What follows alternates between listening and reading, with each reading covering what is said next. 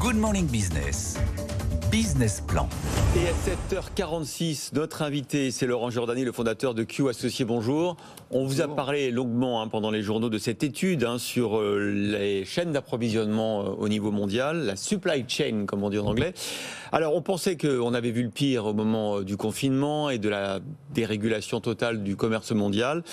Ben en fait, c'est retour à la case départ cette année, parce que les tensions géopolitiques se sont multipliées, parce qu'on sait que le commerce maritime est lui aussi à nouveau déboussolé par la crise en mer Rouge. Et vous dites en fait que c'est toute une réorganisation totale qu'il faut revoir, bien au-delà de la régionalisation dont on parle, Laurent Giordani. Oui, exactement. Je crois que c'est l'élément clé de 2023. C'est que si on en doutait encore, la mondialisation heureuse, c'est terminé. On a une nouvelle logique de bloc géopolitique qui est en train de s'installer. On a ce qu'on appelle une fragmentation du monde.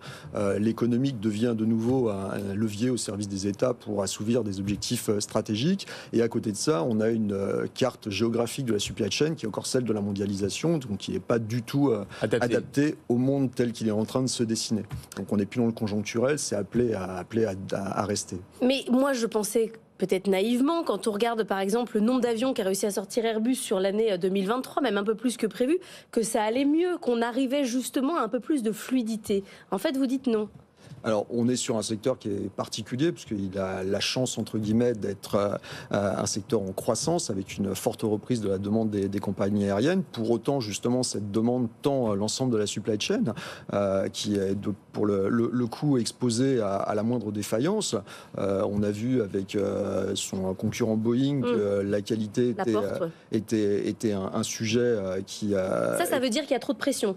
Ça veut dire qu'il y a trop de pression, il y a une pression au rattrapage de son concurrent, il y a une pression pour sortir des avions, il y a une pression pour rattraper le temps, en l'occurrence, que le constructeur a perdu pendant toutes les années où son avion 737 MAX a eu interdiction de décoller, et ça a créé des tensions tout au long de la chaîne. C'est très compliqué, c'est qu'en plus, on voit que la conjoncture est très erratique. En fait, on a eu des bonnes surprises en début d'année, des mauvaises en fin d'année, et du coup, ça rajoute effectivement à la désorganisation de la chaîne d'approvisionnement. Je crois qu'il n'y a rien de pire en fait que la volatilité de la demande lorsqu'on travaille dans la supply chain. Une supply chain, si je schématise, ça se base sur des modèles prévisionnels de consommation. Les modèles de prévisionnels de consommation, ils sont largement basés sur des historiques. Lorsque vous n'avez plus de point de référence, nous on a le sentiment d'être revenu en 2020 au sortir de la crise Covid, à ce point-là, où à une époque où on ne savait pas à quelle vitesse l'économie allait redémarrer.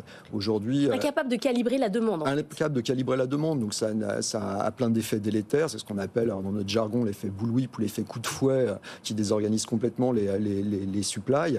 Et aujourd'hui, c'est effectivement le risque qui est pointé en premier par les entreprises que nous avons interrogées. Il y a un des risques que vous mettez en avant, c'est les cyberattaques. Les criminels sont de plus en plus précis dans les maillons de la chaîne qu'ils peuvent attaquer. C'est-à-dire qu'ils regardent une supply chain et ils savent exactement où il faut aller pour désorganiser la chaîne. Je crois qu'ils ont développé aussi des compétences en économie, parce qu'ils ont bien compris que pour les gros donneurs d'ordre qui s'étaient équipés, il était de plus en plus difficile de les toucher directement, qu'en revanche leur talon d'Achille, c'était leur tissu de sous-traitants, souvent composés de petites entreprises qui n'ont pas forcément conscience de leur vulnérabilité, qui n'ont pas forcément les moyens de mettre en place les mêmes dispositifs.